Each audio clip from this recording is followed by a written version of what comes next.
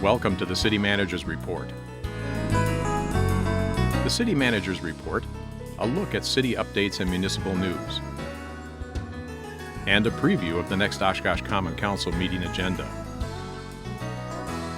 Your hosts, Emily Springstroh of Oshkosh Media and Assistant City Manager, John Fitzpatrick.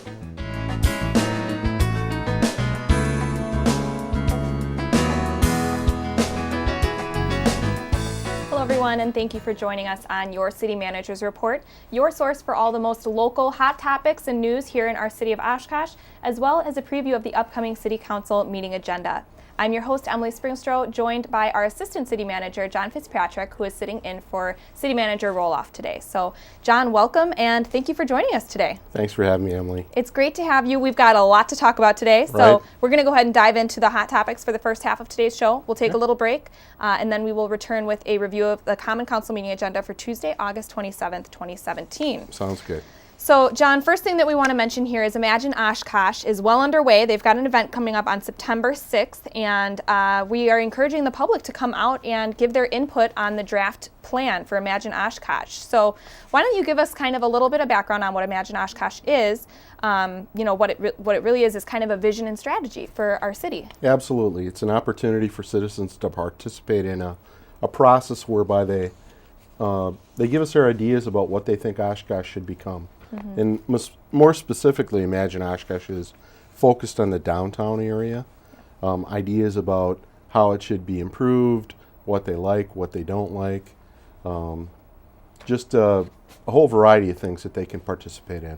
Definitely. And in this aspect, this plan, public input is absolutely essential to create a good plan. So that's why we're really encouraging people to come out and give their input.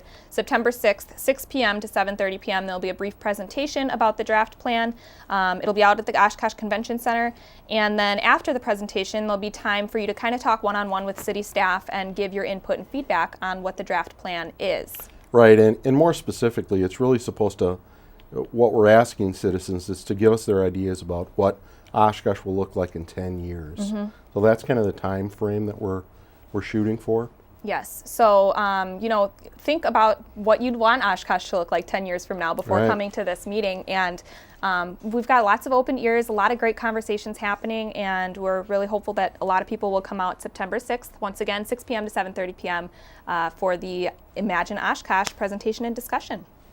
So, John, next item that we want to talk about, kind of an interesting topic that is being talked about a lot here in Oshkosh, is Anastasia the tortoise over at Menominee Park Zoo. That's right. No, we're very happy that she made her way home. She made her way home, yes, and mysteriously went missing last month, and it sounds like someone had a little bit of attack of the conscience, and she reappeared in her exercise pen. Right, whether she was taken or whether she wandered off on her own. Mm-hmm. And, even if she was gone not too far away, tortoises can't move that quickly, so it could have taken her a while to get back. Right. But at any rate, vacation. We're glad that she's back, and we hopefully that we won't have a circumstance like this take place again. Exactly. And it's noted that we wanted to thank the public for helping to get the word out and awareness and be looking for her. And we put together a little video. We actually got out there this morning and talked with the zoo specialist out at Menominee Park Zoo. So why don't we just let the video tell the story? Let's take a look. Sounds good.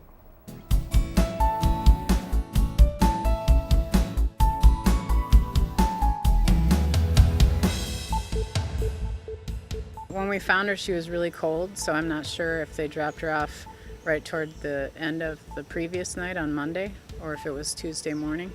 But she was real cold, and she didn't eat for a couple of days, and then she finally started to eat again, so seems to be doing well now. She's a tortoise, and she's land-dwelling, and so she can't swim. But a lot of people mistake them for turtles. These are Russian tortoises, and they're always on land. They'll go into puddles and things and wet soil and get their hydration from that. But unlike the turtle, who spends probably 80% of their time in the water and are good swimmers, they're built completely different. And Dash is about 25 years old, and she weighs about 83 pounds, 83 to 85 pounds. And these guys are probably like 2 pounds, so, and maybe 6 inches long. I do want to say thank you to everybody that, looked for her and put the word out through social media, phone calls, just talking with each other, etc. I think it really helped, and whatever their plan was with this animal, possibly it didn't go through, whether they wanted to sell her or what, but I think they put a lot of heat on, and maybe they decided it was a better idea to bring her back, so we're really thankful for the help.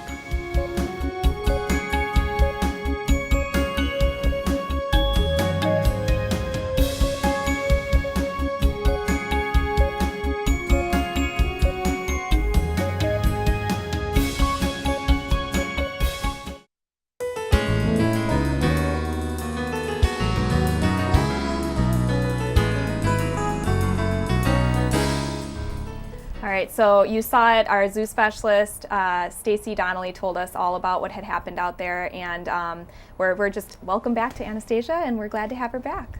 So moving on to the next topic, we have brought in our Public Works Director, James Robbie, and he's going to give us a little update on some streets projects that are kind of the talk of the town right now. So James, welcome to CMR. Thanks for stopping by. Well, thanks for having me, Emily. It's been a little while, but good to be back. Yes, it's great to have you, and it's a great opportunity to have you in because we've got a lot of things going on with street projects, a lot of activity with construction and everything, a lot of street closures. So kind of just looking for an update from you. First thing that we want to talk about is Murdoch. Why don't we start with East Murdoch? Yeah, there's a couple of closures on Murdoch Avenue right now, the east and the west side. So on East Murdoch, the street is closed from Harrison Street to Bowen Street, and the intersection at Bowen and Murdoch Ave will be closed for a little while as well. We anticipate the construction activity out there to take probably close to 4 months, so it'll be closed into the fall at this point in time. Right now the contractor is trying to get some utilities bored under the railroad so they can continue with the rest of the construction in that area. Access is maintained to the businesses that only have access off of Murdoch. Other businesses that have access off of other adjacent streets have that access maintained as well.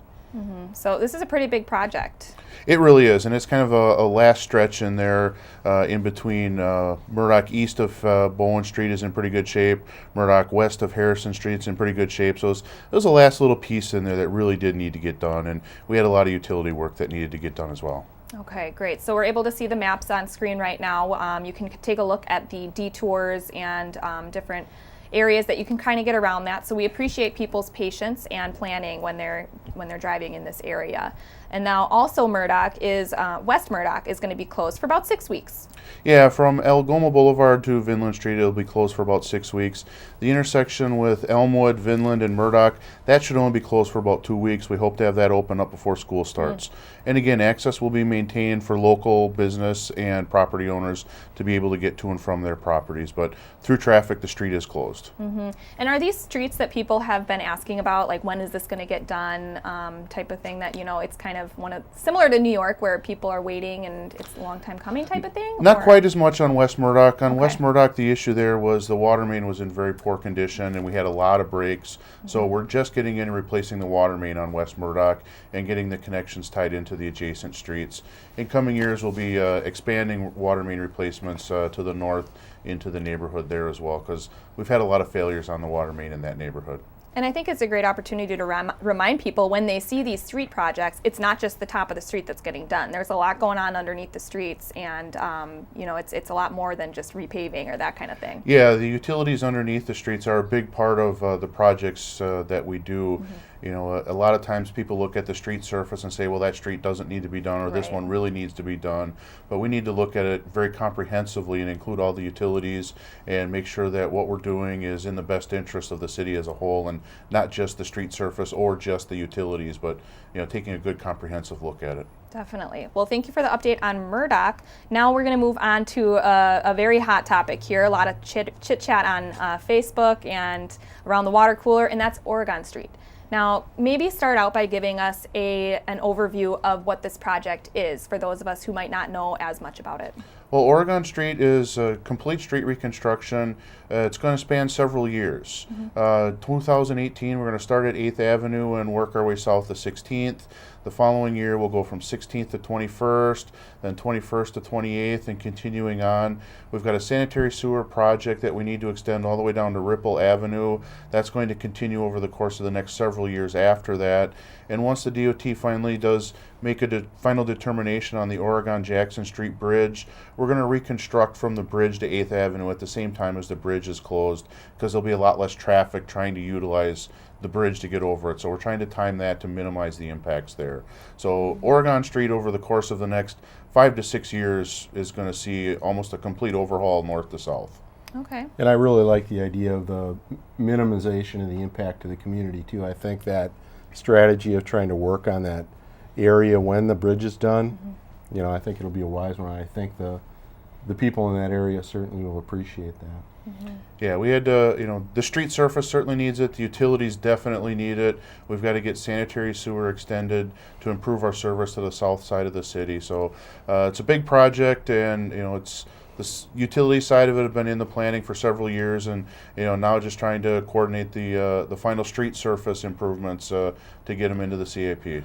Well, I know, James, too, you know, one of the things that we thought would be helpful for the citizens is just to have you on to talk about some of the ideas that, you know, have been proposed for this project. I know that there's been a lot of information out there about, you know, one thing or another, and we just thought it would be good for you to talk about the facts and what you actually have proposed to the council. Well, there have been 3 options that have been proposed to the council. The current street is 44 feet in width from face of curb to face of curb. You know, that is one of the options that's been proposed to council, is to reconstruct the street at the same width as it is now. The other 2 options are variations of a similar thing. Narrowing the street a little bit to 40 feet in width all the way through, and narrowing it to 40 but widening out the 2 signalized intersections at 9th Avenue and South Park. One of the primary reasons that we did look at recommending a slightly narrower street is the city's comprehensive plan says that arterial streets should be constructed with 12-foot wide driving lanes. And when there's parking lanes, they should be 8 feet in width. So a 12-foot driving lane and an 8-foot parking lane on each side is 40 feet in width. Right. So the proposed 40 feet in width is consistent with the requirements put forth in the city's comprehensive plan. So those are kind of the 3 options that are out there. All of the options maintain on-street parking. I know that's been a big concern of people. You know, is parking going to stay or not stay? Right. All of the options, you know, have on-street parking being retained. Okay. And there was the thought about, I don't know if you mentioned this yet or not, the bike lanes. There will not be any bike lanes. That's not a concern. None of the parking will not be lost. None of the options have bike lanes included. The bicycle and pedestrian circulation plan does not call for Oregon Street to have bike lanes. There's not enough right-of-way area, real estate, to be able to construct bike lanes and keep the parking and provide an adequately sized driving lane. There's just not enough space out there. Okay. And what would you say, I guess, briefly, what are the biggest pros and cons of each of these recommendations that you're putting forth here? You know, certainly, you know, the widest option, the 44-foot option, you know, I think one of the biggest pros is that's what it is right now. That's what people are used to interacting with and driving with.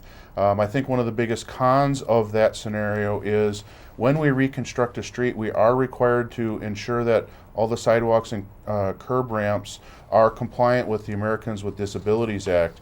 And at a 44-foot wide street, it will be extremely difficult to have fully compliant ramps at all the intersections. And the 2 signalized intersections of 9th and South Park, being able to fit the signals in the control cabinets and provide ADA ramps with the narrow space that's left because of the street width, it will be extremely difficult and maybe not even possible to fully comply. So that's the biggest con there. Going to the 40-foot width, you know, one of the biggest pros there is it increases the terrace width. You know, there's a 5-foot wide sidewalk, which is where the pedestrians are, and then there's a terrace in between there. In the commercial areas, I would anticipate that being paved and having the possibility of adding some trees and tree grates, similar to some of the streetscaping concepts that were utilized on Main Street. In the residential areas, you could have a grass terrace. what the increased terrace width does is it gives you more space for snow storage during the winter. So the impacts of street clearing are lessened on the sidewalk. And having a narrow street also means there's less snow to put on the terrace because there's less street that you have to plow. So that's some of the big pros there. I think the other big thing is it gives us that additional space at the intersections to make sure that we can comply with the ADA requirements on those curb ramps. Definitely. Right, I agree. I think the terrace width it's something that I don't think people think about until it's needed. The snow storage and also just the green space, the ability to have trees there. It really creates a little more inviting atmosphere for the people that may have businesses there or other circumstances. So. Yeah, and I think it's consistent with some of the community development plans for trying to provide, more green, especially in some of our very urban downtown area. Right. Definitely. Well, wow, what a great overview. Thank you for kind of clearing up some of the misinformation that might be out there and giving us a really nice view of all the options. So we look forward to a lot of great discussion in the council meeting about this, kind of weighing them all out, going through the pros and cons like you went over with us here today. Any other information that you think is important for people to know, or where can people go to find more information on this project? The Oregon Street project, the best way to get more information right now is to contact the engineering division office. We don't have a lot on the website just yet, so getting a hold of our office is going to be the best place. We will work to get that information out on the website though as well. Excellent. Well, James, thank you very much for stopping by. It was great to have you, and I think we're going to have to make this a regular thing, a streets update every so often. Sounds good, James. Thanks, Emily. Thanks. We're going to take a quick break here on City Manager's Report. When we return, we will go over the Common Council meeting agenda for Tuesday, August 22nd. We'll be right back.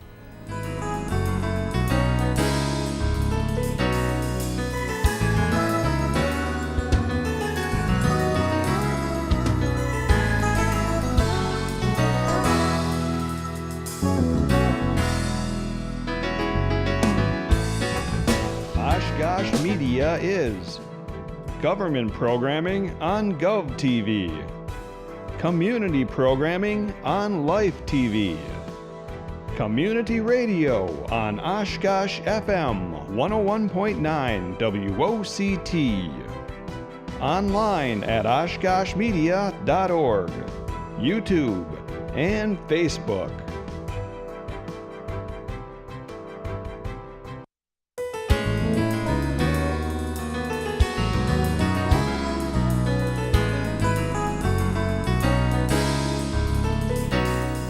Welcome back to City Manager's Report. Thanks again for joining us. We're here with Assistant City Manager John Fitzpatrick, and he is going to go over the Common Council meeting agenda for Tuesday, August 22nd, 2017. So, John, the first item that we kind of wanted to highlight is approving a final resolution regarding the revenue bond financing for the Payne Art Centers and Gardens project. Kind of tell us what exactly is this? We all know the Payne, but what exactly is this for? Sure. I don't think it'll be especially controversial topic or anything like that, but I think it only happens periodically on the council agenda, and it really was a project. This specific one was a project that was approved by the council in 2016, and it applies to their some of the renovations that are going to take place at the Payne. And this revenue bond financing actually is a vehicle that we've provided to other developments in the past, whereby the developer can realize some additional benefits by utilizing the revenue bonds with our assistance. There's no obligation that's created for us.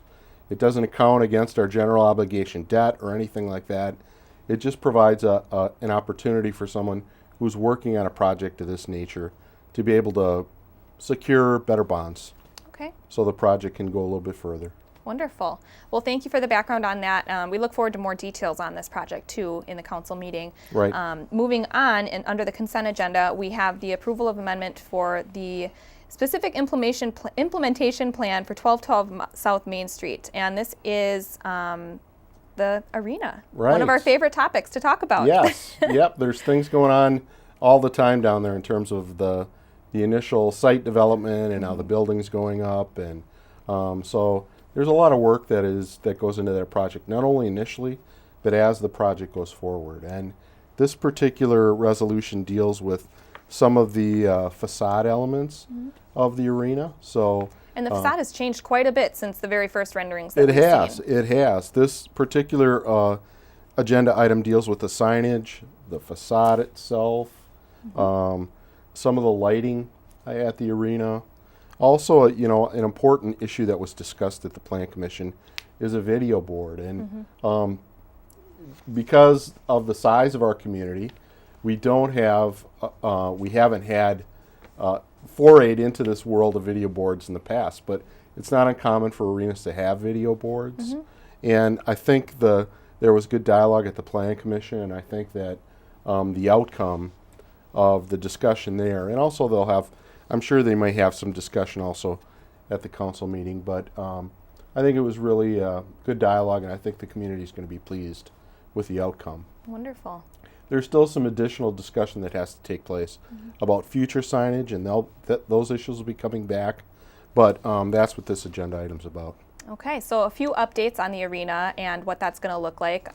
Looking forward to hearing more about the video sign as well. That will be an interesting topic to discuss. I think it'll be pretty cool. I think people will like it. Yeah, and there'll be a nice plaza area, I've heard, as well. Right, yeah. So really exciting. And I encourage people to drive past and take a look because it is really moving along. It really is. I think I drove past there yesterday, and I'm really amazed at how quickly things are coming together. So it's amazing. It's going to be really nice for the community. Yes. So more updates to come on the arena. Moving on under the consent agenda, again, John, is award bid to Structure Works for repairs for the Convention Center parking ramp. Now, this is something a lot of people might not realize. The city is responsible for that ramp. We are, and we just want the citizens to know that we're doing our due diligence and managing that structure appropriately. We contracted with Carl Walker some time ago to take a look at what might need to be done from a maintenance and improvement perspective over a long term, because parking structures are somewhat unique, and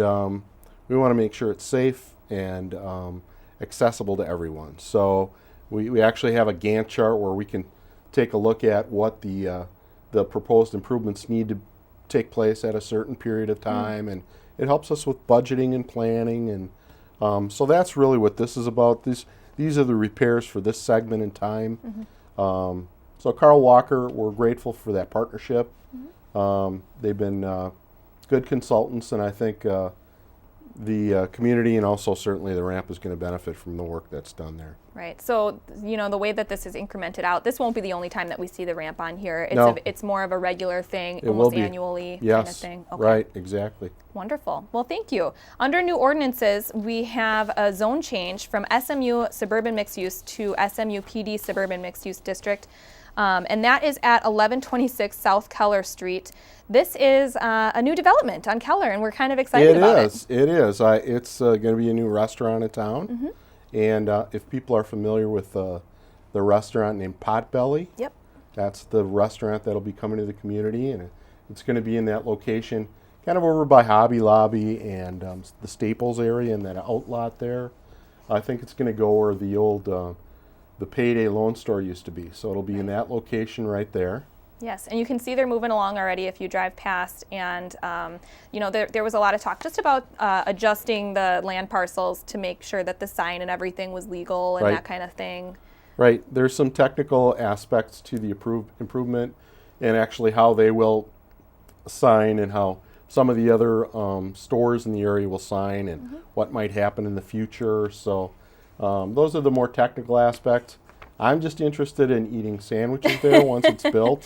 I've heard it's a really great restaurant. I've been there a few times, and I think it'll be a great addition to that area of town, kind of bring more people in and welcome them to Oshkosh in that way. I've never eaten at a Potbelly, but... well, I'll take you sometime. That sounds great. My son has, and he loves it. Yes, I know that. You were talking about that. So we'll see. It's always great to see new things coming to Oshkosh, and it's always exciting. And I know that it's not I think what it is, KFC that a lot of people want. So well, all when that day comes, we'll bring confetti to those who wait. Right. Exactly. It's all in good time. Yes. So welcome to Potbellies, and we're looking forward to a lot of great news ahead on them. Right. Under new resolutions, we've got approval of the amended payment in lieu of taxes agreement with the Oshkosh Housing Authority, and this is for 300 East Custer Avenue. So tell us what exactly this is.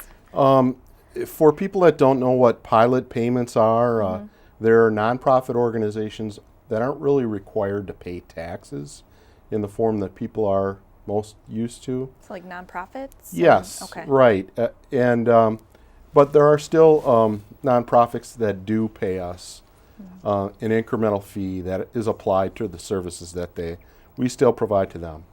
Okay. And I think that's probably the best way to describe this. And so there's been some things that were approved in June by the council related to the Housing Authority, and they are seeking a reconfiguration of their project, and they want to try to escalate their payments over time so they can best accommodate the additional costs. So that's what really this agenda item is proposed to discuss. Great. So moving on under council discussion and direction to city manager, future agenda items, we've got a few workshops. First one being a follow-up TIF workshop that is coming up on August 28th at 5 p.m. As well as a budget workshop on August 29th at 5 p.m. So maybe it'll be a little bit of an overview and follow-up, exactly what it's called, for the TIF workshop. Right. There's been, we've made great strides, I think, in our TIF policy. We've taken a look at a variety of different policies in Wisconsin and even looked at some outside the state. However, it's most important to take a look at the ones that are in Wisconsin because TIF laws vary from state to state. And I think we're always trying to improve the process. It's one of the only vehicles we have to help spur economic development. But we want to make sure that the council is comfortable with the elements of any agreement that we might enter into with the developer. We want to be as transparent as we can.